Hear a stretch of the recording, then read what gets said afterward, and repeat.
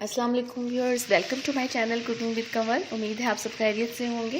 Viewers, आज मैं आपके लिए अपने चैनल पर चिकन रोस्ट की रेसिपी लेकर आई हूँ।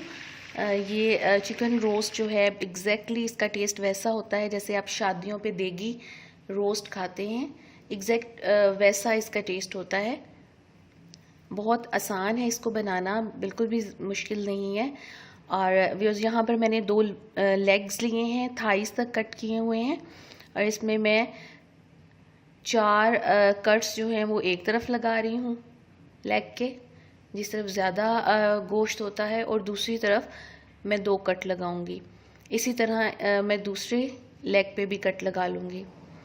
अब व्यूअर्स, इसके ऊपर मैं डालूँगी 1 टेबलस्पून सुरख मिर्च पाउडर, 1 टेबलस्पून इस पर मैं डालूँगी टिक्का मसाला पाउडर, 1 टेबलस्पून ही मैं इस पर डालूँगी सॉल्ट नमक, और 1/4 टीस्पून में हल्दी पाउडर डाल रही हूँ, और 2-3 चुटकियाँ मैंने डाली हैं ज़र्दे का रंग, 1/4 cup soya sauce, 1/4 cup lemon juice, और 1/4 कप मैं इसमें सिरका डाल रही हूँ। अब मैं इसे अच्छी तरह मिक्स कर लूँगी। मैं कांटों की मदद से मिक्स कर रही हूँ, आप हाथों से भी कर सकते हैं। इसमें ज़र्दे का रंग है तो कलर की वजह से मैं इसको इस तरीके से मिक्स कर रही हूँ। आप चाहें तो ग्लव्स के साथ ग्लव्स पहन के इसको मिक्स कर लें, इस तरह मसाले के अंदर अच्छी तरह लगा लें। और एक तरफ मैं इसके भी कट्स लगा के इसको टर्न कर दूँगी। इसी तरह मैं दूसरे लेग के साथ भी करूँगी। कट्स लगाने से ये होगा कि जल्दी ऑब्ज़र्व करेगा अपने अंदर सारे मसालों को। और अगर आप आधे घंटे के अंदर चाहते हैं कि तैयार हो जाए, आपका चिकन मैरिनेट हो जाए, तो आप इसमें बार बार कट्स लगाएं और इसको टर्न करती रहें। इस तरह आधे घंटे में भी आप अपना चिकन मैरिनेट कर सकती हैं। मैं 2 घंटों के लिए इसको मैरिनेट करूँगी। 1 घंटे के बाद मैं चिकन वापस लेके आई हूँ। इसमें मैं एक तरफ इसका दूसरा साइड जो नीचे था वो मैंने ऊपर कर लिया है, और उस पर कट्स लगा के इसको टर्न करके फिर 1 घंटे के लिए रख दूँगी।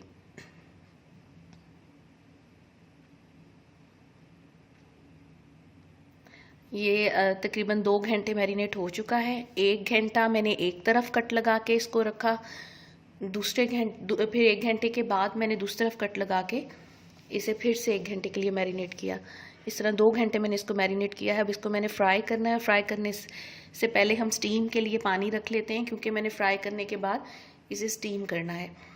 तो मैंने यहाँ पर एक स्टील की पतीली में पानी डाला है, उसमें एक छन्नी रखी है। छन्नी स्टैंड कोई चीज़ आप रखें, पानी इतना डालें कि वो उससे नीचे रहे, ऊपर तक ना आए। अब इसे मैं कवर करके रख दूँगी, ये गर्म होता रहे। उतनी देर में मैं अपना चिकन फ्राई कर लेती हूँ।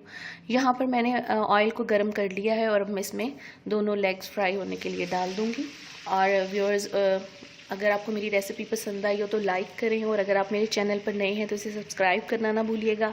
साथ एक बेल होगा, उसे भी हिट कर दीजिएगा, ताकि मेरी नई आने वाली वीडियोस की नोटिफिकेशन आपको आसानी से मिल सके। 5 मिनट में एक साइड को इसके फ्राई करूँगी मीडियम हीट पे। बेसिकली इसको फ्राई करने का जो मकसद है वो ये है कि इसके ऊपर कलर आ जाए, एक अच्छा सा प्यारा सा कलर आ जाए। एक तरफ ये देखें कलर आ गया है।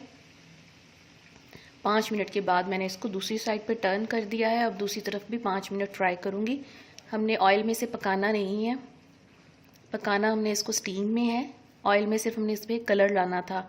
अब 5 मिनट हो गए हैं और मैं इसको निकाल लूँगी। अब मैंने इसको स्टीम करने के लिए पतीली में रख दिया है। आपके पास स्टीमर हो तो आप स्टीमर यूज़ कर सकते हैं। अब जिस मसाले में मैंने मैरिनेट किया था वो मैं इसके ऊपर ही डाल दूँगी। पहले एक तरफ डाल के टर्न करके दूसरी तरफ भी डाल दूँगी। अगर चिकन की पीसीस ज़्यादा हों तो आप इस तरह बार बार टर्न ना कीजिएगा, बस एक ही तरफ डाल दीजिएगा, ताकि ये मसाला सारा इसके साथ चिपक जाए।